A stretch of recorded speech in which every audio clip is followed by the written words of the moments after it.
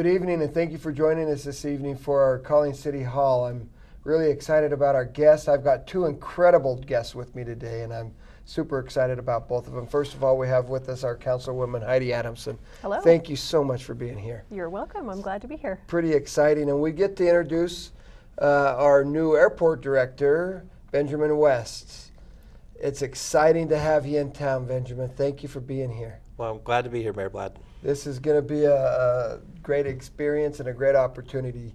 We went through a really big national search for an airport director. We interviewed a number of people, and Benjamin rode to the top, and it was awesome to see him.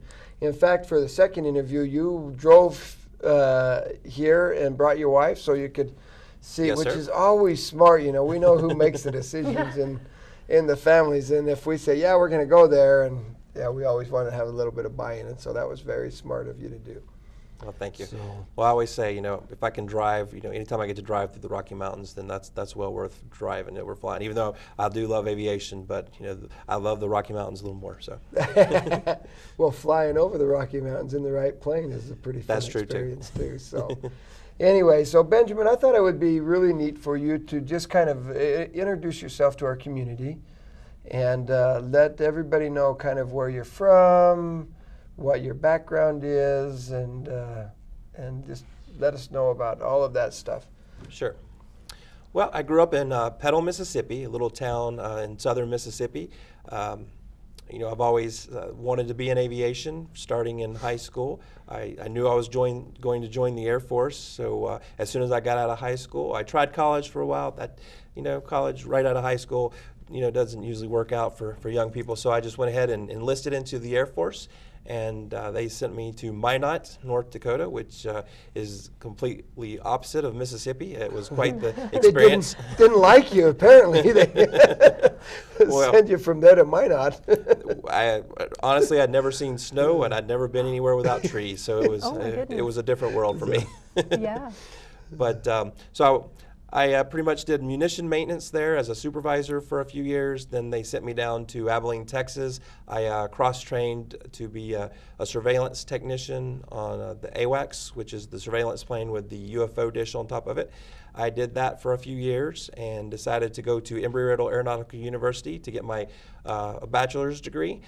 Aviation was something I always wanted to do. I did try being a pilot for a while, but that's really expensive if you didn't get training through the Air Force or something similar. So I gave that up to go into management, airport management. So my bachelor's degree was in professional aeronautics. I tried for a while trying to solicit some airports. It's very competitive getting into airport management.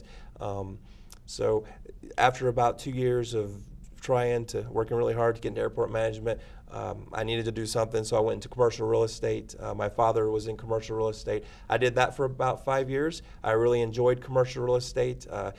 Selling shopping centers and working with people who drive Lamborghinis. That's always a fun experience. But the market really crashed in, I think, 2007, so I had to go a whole year without having very many sales, so that kind of crushed my real estate career. So I decided aviation is where I want to be. So I went back to Embry-Riddle, and I was working at Embry-Riddle and working on my graduate degree at the same time. And I finished up my graduate degree in 2013 in airport Master of Aeronautical Science with airport operations as my specialization, and started looking for options to get back into aviation. And North Dakota was looking for an airport planner, and that was one of my specialties, was airport planning from Embry-Riddle. So I went ahead and accepted a job in North Dakota. So I was an airport planner for 3 years for the state of North Dakota, learned all sorts of fun stuff, got to work with the FAA and get a really good background on what it takes to finance and get grants and work with the FAA. I also did airport inspections for 48 airports on the eastern side of North Dakota, and really enjoyed just being out. My favorite part of the job was being out on the airports and doing inspections and things. So after about 3 years, I decided, you know what, my favorite part of this job is not the, all the paperwork and dealing with all those things, but getting back on the ground and working with one airport. So I went out and decided to leave the Aeronautics Commission in North Dakota and found a job with Dickinson Regional Airport, the Theodore Roosevelt Airport in Dickinson, North Dakota. I was the aircraft rescue firefighter and operations technician there for a while. Learned some really great things from being at just being on the ground at an airport, snow removal, all the types of things that you need. Learned about facility maintenance and those types of things from the airport perspective. Just added a lot of things to my toolbox. And then I decided that, I really want to use my degrees. So I started soliciting airports like Pocatello and with my resume to see if anyone out there might want to hire me. And, you guys called me back 2 months ago and brought me out for an interview last month, and here we are. It's a pretty quick download on that where was you came from there. There's a lot of history information in there. there. So tell me about this, the school, Embry-Riddle Aeronautical University out of Daytona Beach, Florida. Okay, it's in Daytona Beach, Yes, Florida. Sir. And they're just all aeronautics. That's correct. They're one of the probably the largest aeronautics university in the United States as far as volume. There are some good ones like University of North Dakota and some other schools out there, but I believe Embry-Riddle probably is the largest.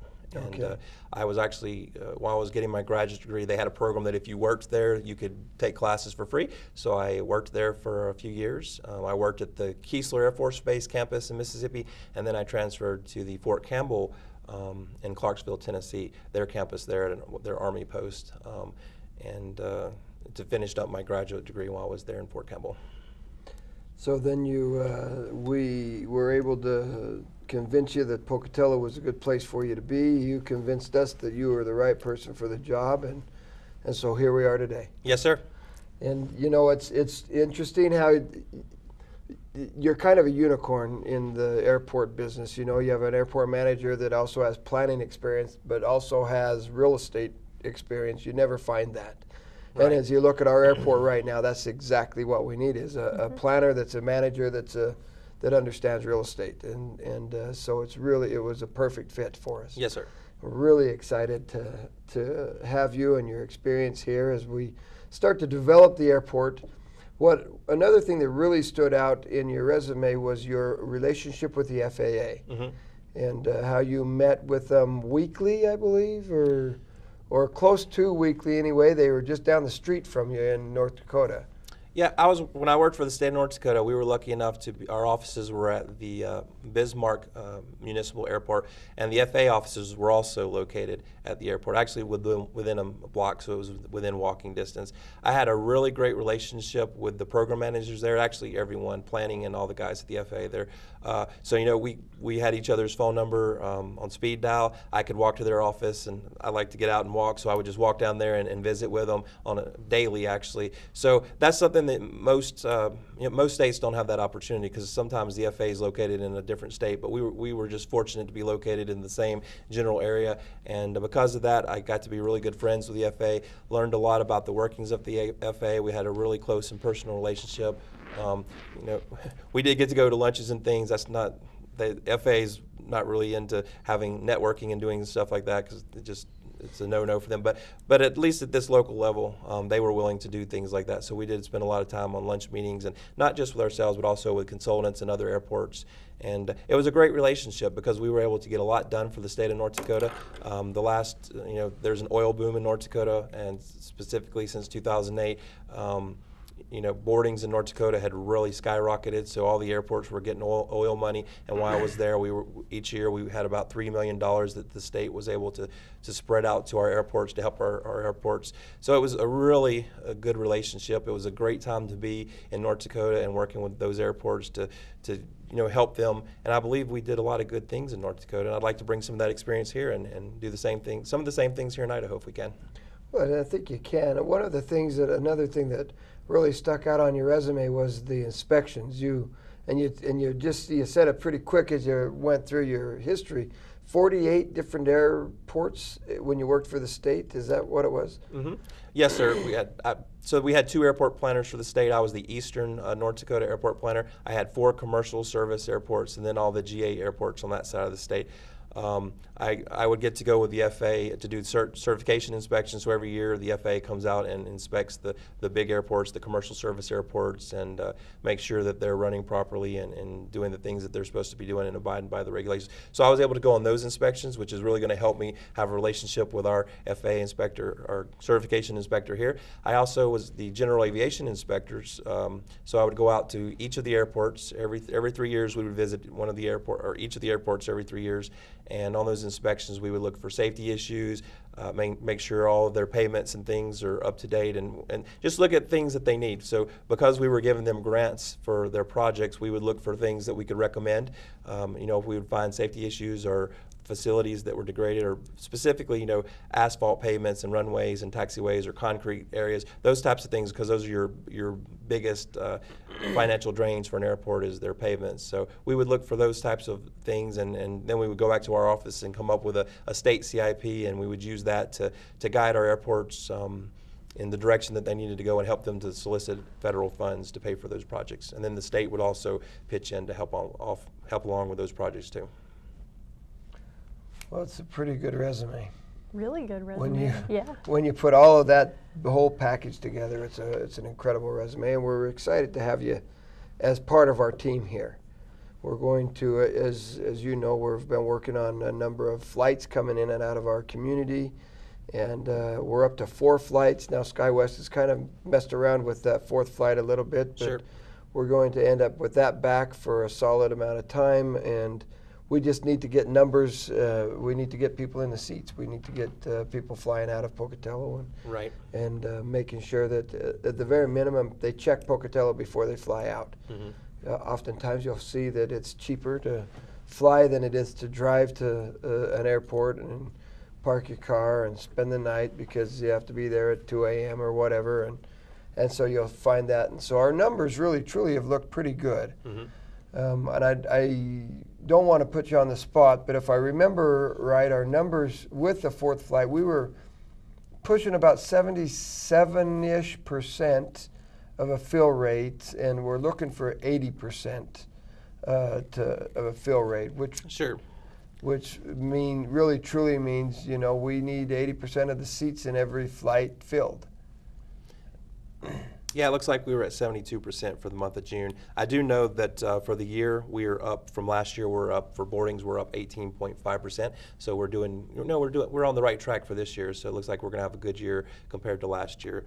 We're up 1.5% this month from last year, but overall 18.5%. So that's exciting. There's a lot of opportunities out there for people to fly or even to just get in their car and drive. For a local airport, we really need those boardings to stay up. So it's really important for the citizens and the region to know that we really need your support for the local airport, because those boarding numbers are what allow us to solicit the FAA for more funds for our projects. It's very competitive for airports because airline pricing is up and down, and sometimes it might be cheaper to go to Idaho Falls, sometimes it might be cheaper to drive to Salt Lake City, but normally, it's a lot cheaper, cheaper than gas to drive. It's cheaper to use our local airport. And by keeping those local dollars at the airport, you're helping us to be able to solicit for new routes, which is what we would really like. I know we'd like to see possibly a Seattle route or a Denver route. So we really need our boardings to stay where they are and we need them to keep going up. And then we can go back to SkyWest or even possibly look at additional airlines out there that might want to come and give us additional services. So it's really important for people to realize that it really does make a difference for you to come and use your local airport versus going out of state or even somewhere north or even a different direction. Sure. Well, we've got a commitment that from SkyWest right now that they'll keep the numbers low, the expense low, and stuff. And so lately, you've seen it. Parking is free to start with in the airport, so that's one advantage that you have. Plus, you've seen where the flights and the tickets, cost of tickets and stuff, are also cheaper than Idaho Falls, and sometimes you're going out of Salt Lake. You can fly from Pocatello to somewhere in the country cheaper than you can drive to Salt Lake and fly from Salt Lake, and so it's right. You really truly need to just check. Right. And shop around. You know, there's different ways out there to buy your airline tickets. Sometimes you have to shop around and look at different dates and things. Sometimes if you fly out on a Monday versus or a Tuesday versus a Monday or a weekend, you can get a better rate. So there's different ways that you can play with those numbers. So I just encourage everyone to keep looking and look on the different sites and even look at the Delta site. Sometimes they have really good fares on the Delta site, and different times of years they'll have promotions and things. So just keep your eyes open and look around for those promotions. Sure, and for sure, we've got a number of great travel agencies in town here that are always watching for those airfares, and they'll also give you some really good advice on when the best time to fly is and when it might be good to hold off and wait for a minute. And so I know we've got some great travel agencies that really are pushing the airport and really truly are. They watch and they know when to fly and when not to fly. And so if you're interested in looking, just call them and find out what they've got available, because it definitely helps. And then as you talked about, maybe some airplanes or some flights to different cities. Our number one location coming from Pocatello, I'm sure you know. I mean, you've been here all of a week? 1 week exactly. 1 week exactly. He's been here on here, and I'm sure that you've looked at it. Our number one location, other than Salt Lake City, is Denver. Yes, sir. And so Denver is a flight that we're definitely looking at. And we've talked to SkyWest a little bit about a flight to Denver, and it'd be neat to be able to see that and make that happen. But there again, numbers are important. Yes. SkyWest flies to Pocatello at risk, so they don't get paid just to fly an airplane into town. Idaho Falls, they get paid to fly into town. Most of their community or the places they fly, they get paid to fly in because they're flying for Denver or for another airline. But Pocatello is one of those airlines or places that if they don't have people in those seats, they're not getting paid. Right. And so if we want to keep those airlines or the SkyWest here, we really truly need to support that. That's true. And look at it. And it's fairly inexpensive. I mean, I'm really truly surprised at what it saves, what it can save as you look at it. So I would definitely one of the things I keep hearing from people is that not only is it more cost effective, but it's just so much more convenient to be able to drive and park your car there and not have to take a shuttle, and you don't have to wait in a big long security line like you may have to at some of the other bigger airports. And so, yeah. Well, you bring up a great point. I mean, you have a flight, you leave Pocatello, and in 10 minutes, 12 minutes, you're at the airport. You're parking your car, you're not paying for it. You don't have to go and stand for 20 minutes to wait for a shuttle to come and pick you up and then take you to the airport now, so that you can stand in line again to get through it, so that you can, it's a mess. And then when you get back, you have a solid $100 bill to pay to get your car out of the parking lot. You don't have that in Pocatello. It's a free thing, and you get home like in 15 minutes. You're at home, and so that's a big deal. To a lot of people that are flying a lot, that's a big deal. And the last thing you want to do is fly across country and then have to drive for 3 hours so you can get home. Yeah, for an airport our size to have free parking, that is a big deal, and that's hard to find anymore these days. So that's definitely an added benefit to flying out of Pocatello. Sure. Well, we only have about 500, I say about because I don't know the exact number, but about 500 parking places out there. And this last winter, we were almost completely out of parking places. And so it's definitely something that people are using the airport more, and it's convenient. We have some free Wi-Fi out there. I know Benjamin has a lot of ideas on how to change the airport, maybe making it a museum. Maybe we ought to talk a little bit about the opportunity for a museum or something at the airport to help people maybe get their interest in aviation, and maybe just it's a fun little place to go out and see what's happening too. So the airport does have quite the history. That's one thing that I wanted to spend some time is reading and learning about that history. We have a book about our airport, so that's really awesome. I just got the book last week, so I'm going to try to start reading it and learning some of the history. So you know, in a previous past, it was an Air Force base, an Army base, and Army Air Base. That's very exciting. So there's a lot of history here. We actually do have some artifacts at the airport that we have in storage. I know there might be some different people around town or around the area that probably have some artifacts too that they might, you know, one day would like to share somewhere. So maybe if we had a space that we could do something. So that's something that we might want to look into and find, you know, individuals that have some expertise or know some things about the history of that part of our history of the airport back in the Air Force days. Maybe there's some people out there who want to come in and help us find a way that we could actually, we actually have some space that we probably could use to put some exhibits and things. We do have a few exhibits already in the secure area. And it's just really exciting that we have so much history at this place, and we really want to, you know, make it a part of Pocatello so that it's something that people can come back and visit, not just for the airport for flying, but also make it more open so that other people can come out and bring in people from, you know, there's a lot of veterans out there that would want to come and visit the airport and see the museum.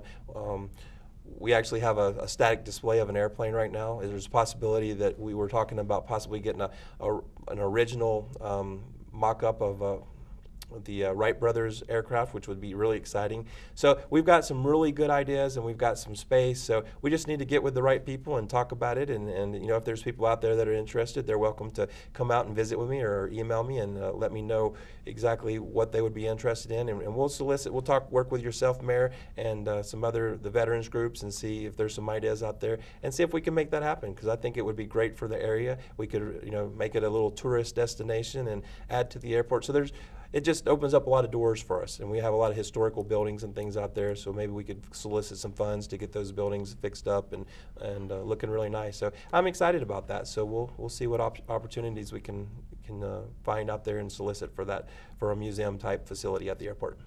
Well, what's neat is the idea that we do have some kind of a museum type atmosphere or a museum at the airport, just because there is so much history. I mean, where the land came from to start with, to the how the city of Pocatello ended up with that property, to the air base.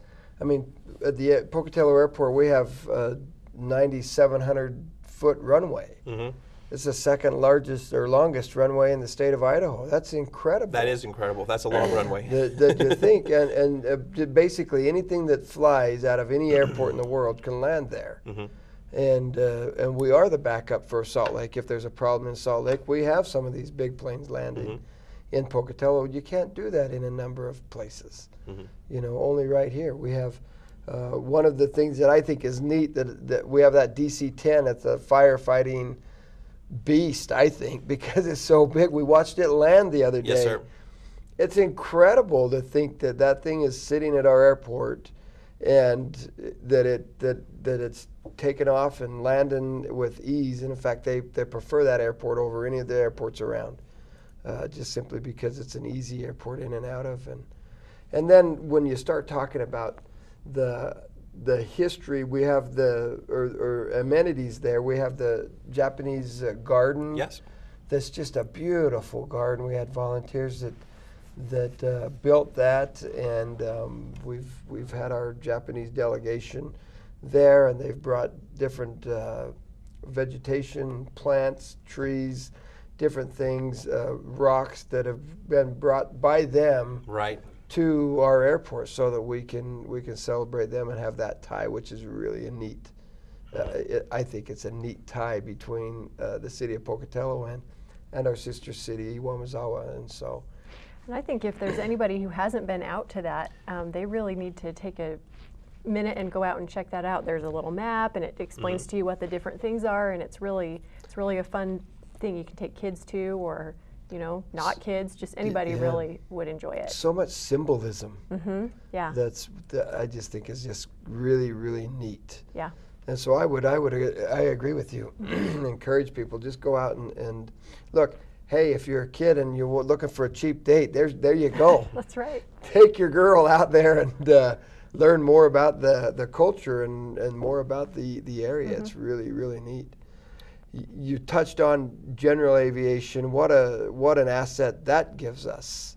at our airport too. We have Correct. a great AV center out there, and great company that runs it. And we just have so many advantages to our airport. It's unbelievable. Well, we have helicopter flight training.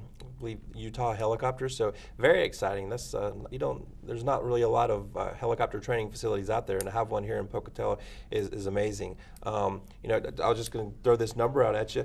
For right now, we are for the month, for the year, we are 205% above our fuel sales, GA fuel sales, from where we were last year. And for this month, we were up just this month 410%. That's amazing numbers.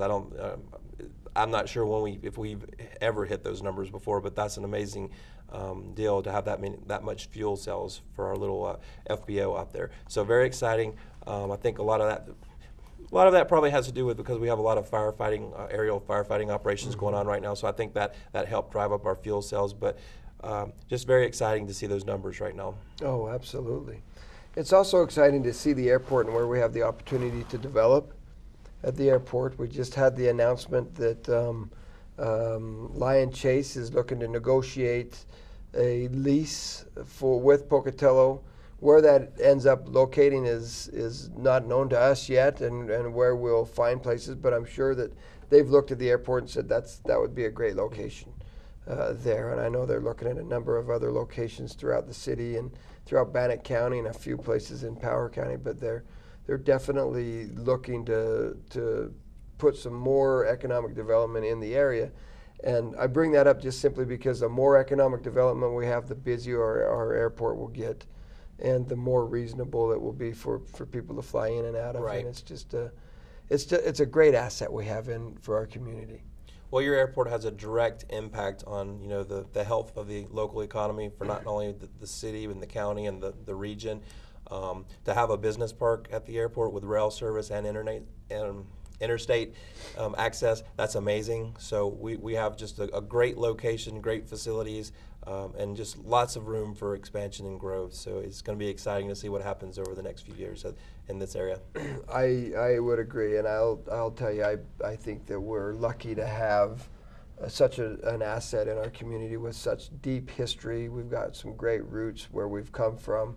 I can see the past, and I can see us moving into the future. I think it's very, very, very, very neat, and it's great to have you on board. I think we're going to see great things happening. It's great to have city council people that support the airport, that support the whole concept, and is moving forward with this. And believe it or not, time's up. We've burned a half hour, and Yeah. And it's amazing that time goes by that fast. Yes, But sir. Benjamin, welcome to our community, to Pocatello. We look forward to seeing many, many things happen. Well, thank you so much, Mayor. I'm glad to be here, and just very excited to be working with you guys in the future, and just can't wait to see what's in store for the airport and for the community. It'll be good. What's it like when you hear your calling? Will you ignore it? Or will you listen? What if it calls you to go halfway around the world? To serve people you've never met? What will you do when you hear your calling?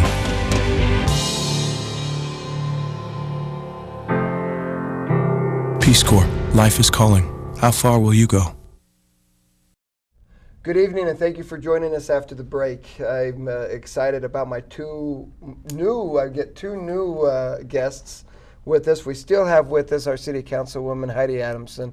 Sure to appreciate her time. It's great to have her with us, so thank you very much for being with us. And we have with us also Stephanie Pelagi, who is the Executive Director of I call it Downtown, but it's Old Town. Old Town Pocatello, Inc. Old Town Pocatello, Inc. That's a whole other story in itself. But we have Stephanie with us. It's really exciting to have Stephanie with us. We also have Adam Reed with us. Adam is the chair of, are you the chair, or did I just give you a promotion of Welcome Sounds Back good to me. Orange and Black? A promotion I gave him? Yes, perfect. No, it's perfect. He's That's the perfect. coordinator, chairperson. Coordinator, person in I charge. like chair. Yeah. Thank you. I like Chief Executive Officer of the Welcome Back Orange and Black. Add that to my resume. We can work a great big long title if we really want, but really most importantly is you have organized the Welcome Back Orange and Black event for the last 2 years. This will be number 4 for me. 4 years. Yep. wow. Wow. For 4 years, we need a He really bigger, is. longer title for Absolutely. him. Right. What a great party that is for our community to welcome the students of Idaho State University. Yeah, the students always look forward to it. It's a great way to welcome them back on the first day of school. And so let's talk a lot about this Welcome Back Orange and Black so we can get people excited about it and get people interested in coming to the event. Yeah, absolutely. So what it is it's the opportunity for Pocatello to show the ISU students what it has to offer them.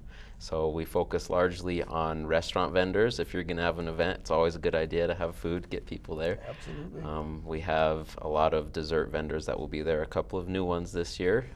Ketchum Burrito will be there, along with Abracadabras is coming in as well. Good. So we're excited to get them involved. It also is a chance for the general vendors in the area, phone companies, car dealerships, things like that, banks especially, to help out the students transition into their first year of college. So we bus them all down from Reed Gym on campus. We're anticipating anywhere from 2,500 to 3,000 students this year. And it's set up as kind of a flea market feel. Everyone has a 10 by 10 booth space that they can show what they've got to offer the students. So we're really excited to do it this year. Where is it located? It'll be at Old Town Pocatello Pavilion. It's the same location that we host the Revive at 5 concerts on Wednesday through the summer, and also the same location for the farmers market throughout the summer and fall. Perfect. And so we're going to bus 3,000-ish students. Correct. From Reed Gym Yep. to Old Town Pavilion, and we've got music, we've got giveaways, you Yeah. have... A huge draw is a lot of prize giveaways, as you mentioned. Jensen Jewelers is offering a $1,000 gift card. If you're single, there's your excuse to not be single anymore. Great prize. All the girlfriends are hoping they get it. The boyfriends are going, we better hold back That's on that right. one. And That's right. Yeah. So tons of prizes. ISU Credit Union and ICCU donate great prizes. ISU Credit Union does T-shirts every year that the students really look forward to. So T-shirts, and then you talked about the food. You just mentioned 2 vendors, 2 new ones, and by the way, they're great additions. Yeah. I'll tell you, both of them are great additions. But every year you have, I'm gonna guess, 15 different booths of food. Yeah. Yeah. 15 to 20. I think we had 18 last year. 18. Our goal is to exceed that for this year. We want the kids and the students to be able to come down and with the food, it helps them stay longer. Sure. And really enjoy the event. There's games at each of the booths usually. We have a watermelon eating contest. for Have the you ever done the students. watermelon eating contest? You know, I did it last year for the first time. Did you win? I didn't even come close to winning. But Stephanie, have you ever done it? No, it's only for students. So Well, I have a before good it didn't used to excuse. only be for students, though, because I remember I did it one year. Oh, well, how did you do? I was awesome. I can eat watermelon like. He's pretty competitive. We Very had good. a pie eating contest with the bear at the zoo, and so I believe Yeah, him. I believe that you I probably will- went to town. I pound it like crazy, but I don't know that I won. But so it's only for students, though. right, the public's more than welcome to come, but all the prizes, all the food, basically everything there is made for the students. Well, and we would really encourage the public to come. Right. We think it's important to get the students and the public integrated so that they see each other, they know each other a little bit, and that there's an opportunity for them to, accept the whole idea that now we have, 10,000 more people in our community that is going to be here, and it's neat to see what we have to offer. Yep. So other activities that we have down there. Yeah, the marching band will be coming down Main Street. So they Oh, do a that's 3-block parade with the Bengal dancers. We'll have the Bengal blow-up head. So when the students get off the buses, they'll come through the official Bengal head. ISU Credit Union will be there, and they'll be giving away free T-shirts to the students with student activity cards. Face painting and balloons for the kids. There'll be some competitions between the different colleges, Yep. and hopefully we'll get the deans from the respective colleges to come participate as well. Nice. What kind of So, competition are we talking about, or can you disclose It will what that be is? mostly just like the equivalent of minute to win it games, something simple Oh, that cool. anyone could win Yeah. at, and it's so the students can maybe form a little pride in their college and get to know who their dean is. And Yeah, that's good. There's some basketball toss, Mhm. basketball competition that the city of Pocatello is sponsoring. There's a softball toss that the city of Chubbuck is sponsoring. Okay. We have, I think one of the biggest draws is the grand prize. I think the grand prize this year is the $2,500 MacBook package from Oh, Idaho nice. Central.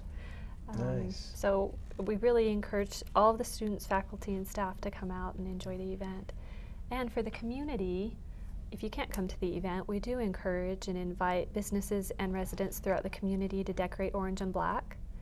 So put on your best posters, balloons, put your banners out if you have ISU banners, and really get the community excited about the first day of class. Well, and I'm assuming we're going to still do that. If you want to paint your windows, there's a. Yep. We have several face painters, and they're all on the isucommuniversity.com website. If you're looking for a window painter, I think there's 3 of them on the website now. There's lots of decorations that you can buy at the retail stores throughout Pocatello. We have Welcome Back Orange and Black posters too, so if you want to just hang a poster in your window, you can stop by the Old Town office and we'll give you a poster. It really is important. We are a college town, and the relationship between our business community and the ISU community is extremely important. So we want to make sure the students feel excited about being back in Pocatello, whether it's their first year or their seniors this year, and that all the faculty, staff, and the administration from ISU also know how much we appreciate them and welcome them into our community. Well, I know that this is your 4th year.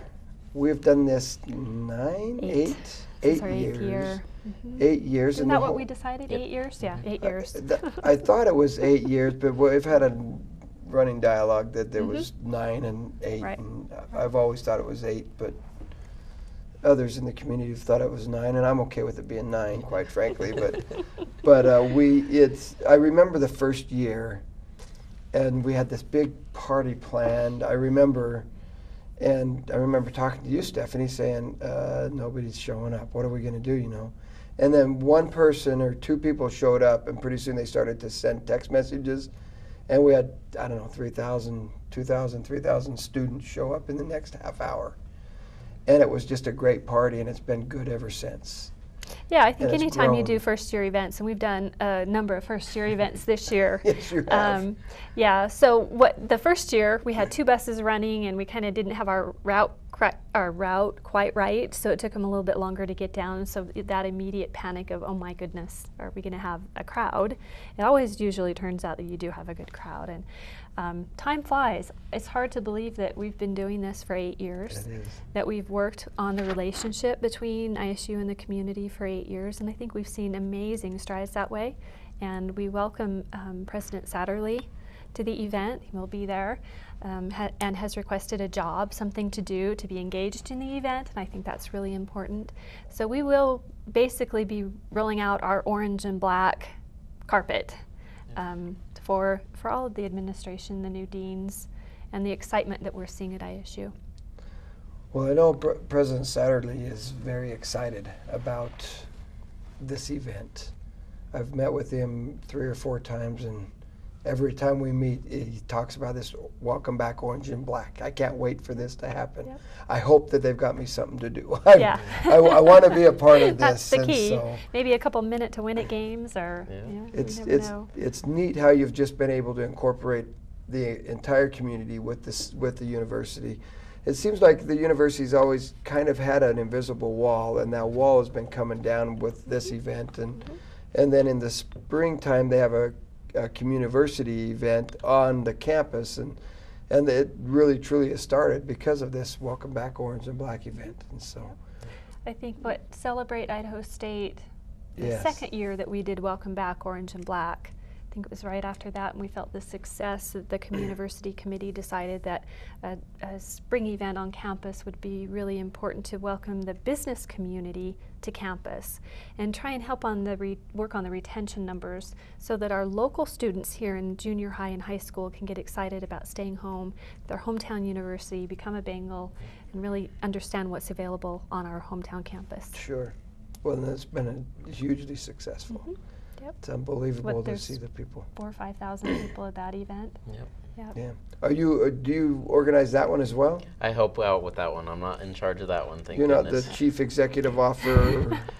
Not on that one. Nope.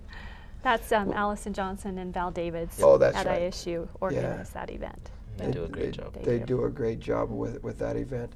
Another thing that you have with this event, we talked about the food, but you have a number of general businesses and people there at the event.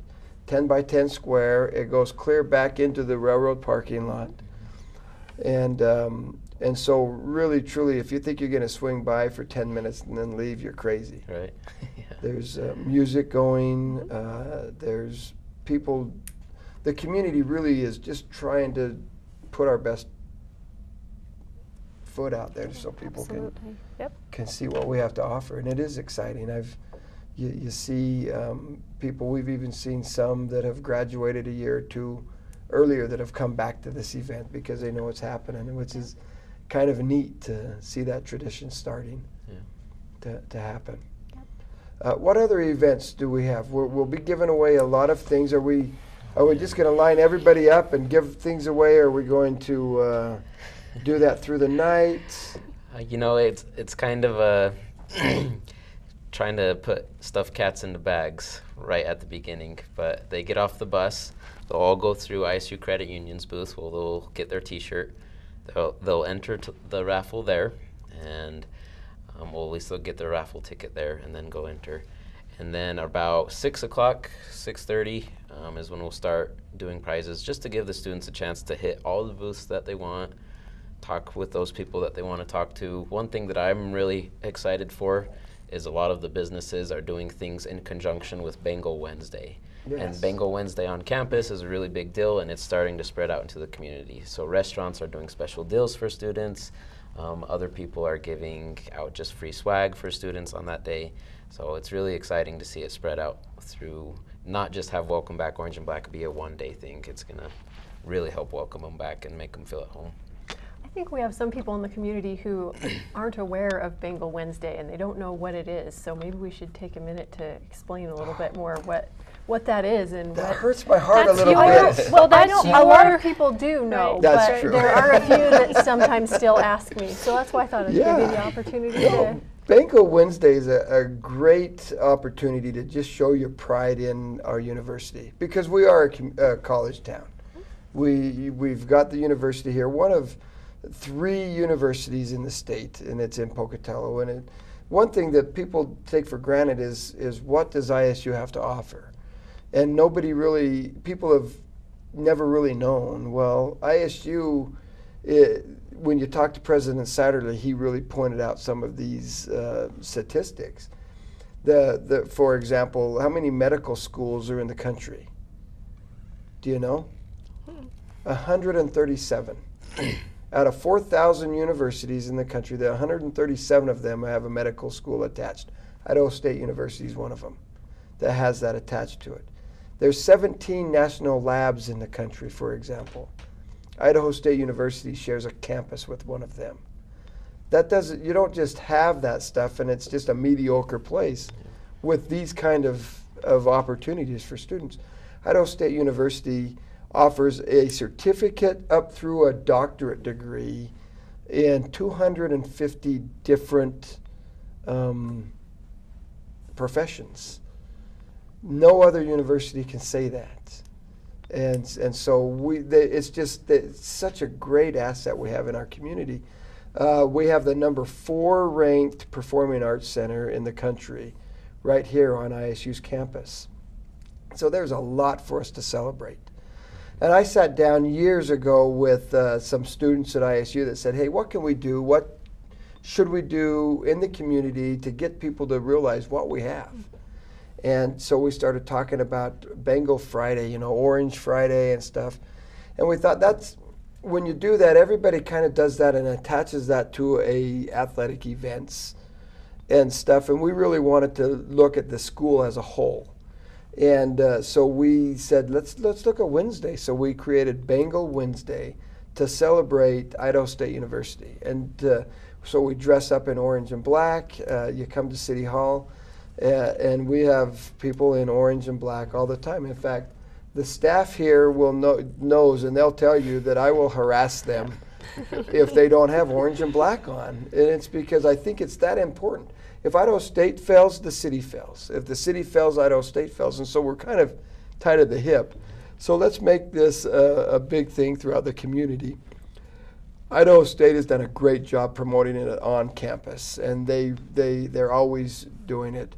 We've done a pretty darn good job at the city promoting Bengal Wednesday in orange and black, being dressed in it. And we have a number of companies that have decided to jump on board with that, both large and small companies, you know, and it's really exciting to see. Your company has done it. Yeah. You've went and bought your employees orange and black shirts, Yep. and it's really, really neat. But what I think is kind of cool is anytime you see other people anywhere else that's from Pocatello and you see them in Washington, D.C., I run into people when I'm back there and I'll be in my orange and black, and they'll be from Pocatello, and I'll be like, hey, Bengal Wednesday. They'll be like, yeah, you got it.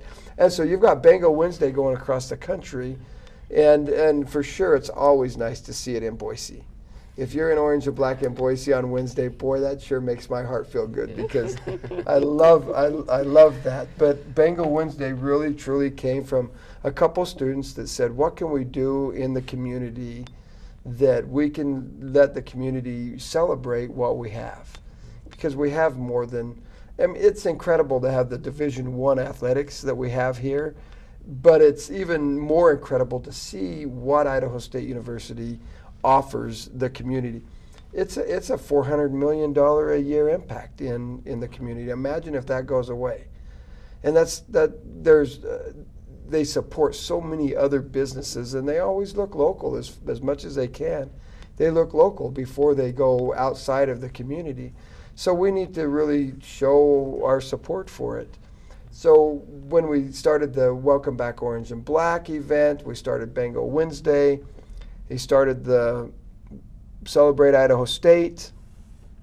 People really started getting involved. In fact, I need to hit ISU up, because they used to give me some swag to take to different companies, and if somebody had orange and black on in another company, I could just give them some. I thank them for doing it, which would bring some awareness to it. We've also had a number of people start painting their windows orange and black. And so really we're starting to get that college feel, and really look forward to our community and to the university. And so it's exciting to see where we've been and where we're headed. Yeah, we just did a project with the Bengal Bridge project. That's right. And Adam and the students painted 32 paw prints down 2 blocks of our parking lot. And it made sense to paint them there because we are the home site for Welcome Back Orange and Black. Yeah. And so next year they've already made plans to go down 2 more blocks. So I think there is a really enhanced sense of pride. There is. Bengal pride in our community. I believe that there is. I, for the first time in my life, have heard kids that are elementary, middle school, and even some high school kids say, I'm excited to go to Idaho State University. Yep. This is a great place. And it's because of events like this, Welcome Back Orange and Black. I mean, you've done an incredible job making this happen and putting this together and making it a fun event. They've done a great job with those Celebrate Idaho State. And people are really, truly looking at Idaho State as a very serious, legitimate school, which it is. It always has been. We've just never celebrated it. Yep. And so it's kind of neat to see that. I think we take for granted that we are a college town instead of celebrating it, like you said, Mayor. And I think that's important. That's why you Welcome Back Orange and Black is so important to celebrate. Celebrate our Bengal history and those of us that are alumni and our kids that are going to school there, and the excitement that we can create by just you know, wearing orange and black, painting paw prints, decorating your windows, hanging posters. Gate City Rotary has the Bengal flag That's program right. that they do. Mhm. And so if you want a Bengal flag in your front yard for home games, home football games, we can get you in contact with those folks too. Absolutely, and that's a neat program in itself. Yep. In fact, that's such a neat program. BYU has reached out to us and said, how did you do that? We want to be able to do something like that. Wow. And so when you start looking at that big picture, these little things that we're doing, we didn't really have anything to do with the flags. That was the Rotary out 100%. What can we do to support this? And to have a university that has so much support throughout the world reach out to say, hey, what did you guys do? Yeah. How did you, what's going on with this flag thing? We want to do that. You know, that's a big deal. Yep. Yeah. It's and so we're making some great progress, and these things that we're doing with the university and the community are just, it's incredible. Well, and we do have 3 local companies here in Pocatello that you can buy your ISU gear from, Yes. and the ISU bookstore. So you can visit New Day Products, the Orange and Black store, and Alston Printing. That's right. And so all 3 of those locations that are locally owned and operated have ISU gear on sale, or the ISU bookstore on campus. So we really, when you say, well, wear your orange and black or dress up for our home football, softball games, their gear is here in Pocatello, and it's the local business people that are making that happen as well. That's right. Well, it's a demand. There's people that are wearing it, and they're wearing it with pride. Yep. I see more orange and black shirts and stuff every day of the week more than I've ever seen before. So it's neat. But it is events like this that you're putting together that really, truly have promoted it. And so, great job. Thanks. Say I'm a vendor, Okay. and I want to be a part of Welcome Back Orange and Black. Can I be? Yeah, absolutely. We're taking registration forms up until the 15th of August. Okay. Right now, our online registration form has the wrong date, so if anyone's concerned about that, just ignore it. ISUcommuniversity.com. It's online there. Or give us a call at the pavilion. I'll be happy to help you out with whatever questions you Give have. us a number of the pavilion they can call. It would be 208-232-7545. 7545-232. Old Town Pocatello office. Yep. If we don't answer, we'll call you back. That's right. There's just 2 of us there, and we're a little busy right now. Well, you're doing so many things in the downtown area, so many new events and stuff that's been just great. And so, yeah, you're not waiting for things to happen. And so call, leave a message, go online to Idaho State Communiversity. ISUcommuniversity.com. ISUcommuniversity.com.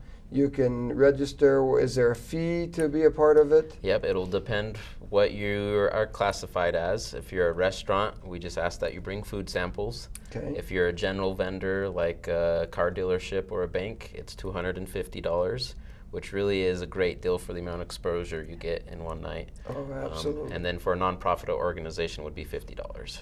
Okay. And can I add, all of the proceeds from the event are put back into the Communiversity program, and we award scholarships in March with Celebrate Idaho State. So last year we awarded 6 scholarships. So our goal is, this is a fundraising event for scholarships for ISU students. So a great cause. Yep. It gets people involved. It gets local kids involved. It gets people that are outside of our community that don't know what our community's like involved. It really truly gives you a good introduction of what the community has to offer you as a student. Yep. And pretty easy to get involved if you want. If you're a vendor, very easy to get involved. Go online, sign up for it. Give the Old Town office a call. They can help you out, and there's plenty of space, I'm assuming. Well, we have lots of parking lots, so we welcome as many vendors that want to come out. We want to fill up. Well, our goal has always been to fill up the back parking lot, so it'd be fun to do that this year. Yeah, it would be fun to do that this year. You do a pretty good job of it back to the fence, I know that. Yep, we do. And moving forward, so. I know that if you just try to walk through it, it's going to take you, 35 minutes to just walk through through the event. Well, that's just to walk through. That's Yeah, not to that's visit not the booth stopping. Oh, yeah, and that's play not the stopping. games That's- and do all of yeah, that. that's So, right. yeah, we don't turn vendors away. We try and really accommodate any business that wants to be present or participate up to the day of the event. It just helps us, but if you register by August 15th, because we have to lay out the map, figure out where to put everybody and try and get it out so that we do a stage setup so we don't have a big roadblock all at one time. So we try and really run a nicely planned logistical event too for our vendors and their convenience. Well, that's beneficial for the vendors too. Yep. I mean, if it's going to take an hour to set up, you want an hour to set up. You don't want 3 hours so that you can. Exactly. Figure out Especially where it when it's goes. always so warm and beautiful outside in August. That's right. August. Oh, what's the date? August 20th. August 20. First day of school from 4 to 7. August 20, 4 to 7, Old Town Pavilion. Yep. Come and enjoy it. Introduce yourself to as many students as you can. Watch the watermelon eating contest. I think we ought to get Stephanie in the middle of that somehow. I think we should. Somehow we got to be able to do that. But And the parade. The parade. Yeah. That's right. What time will the parade start? Right at 4 o'clock. So we bring the marching band right down Main Street at 4 o'clock. Oh, That'll be that's fun. awesome. Benny the Bengal always makes a guest appearance. He's been known to climb the rafters, do a lot of photo ops with the little kids, and he's a hit no matter where he goes. So come and enjoy it and enjoy the time there. It's going to be a great day. August 20, 4 to 7. Prizes will be given away at 6. Or games and things will be happening from 4 to 7. The band will go down Main Street playing, and the Bengal dancers, Bengal cheerleaders will all dancers. be there. We'll have some guest ISU athletes that'll be on hand. such a great time to let your kids get to know these great students that we have coming into our community, and what an asset we have. We have run out of time, so thank you very much, Adam, for everything you're doing to put this program together. It's an incredible resource for our community, so Thanks. thank you. I appreciate that. Stephanie, thank you for your time and for Yep. all your efforts. It's great. Thank you. And Heidi, for your time, thank you. It's been wonderful to have you here today. Thanks. Thanks for joining us tonight.